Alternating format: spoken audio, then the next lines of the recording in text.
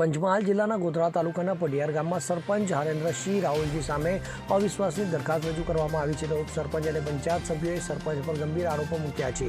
સભ્યોનો આક્ષેપ છે કે સરપંચ ગામના વિકાસના કામો કરવાના બદલે પોતાના અંગત કામો માટે પદનો ઉપયોગ કરે છે। આ કારણે તેમની સામે અવિશ્વાસની દરખાસ્ત લાવવામાં આવી છે તો સરપંચે આ મામલે હાઈકોર્ટમાં પિટિશન દાખલ કરી છે તો હાઈકોર્ટમાં પિટિશન દાખલ થતાં હાલ મામલો શાંત પડ્યો છે તો હાઈકોર્ટમાં પિટિશનની સુનાવણી પૂર્ણ થયા બાદ અવિશ્વાસની દરખાસ્ત અંગેની બેઠકની તારીખ નક્કી કરવામાં આવશે। Bureau report CN24 news.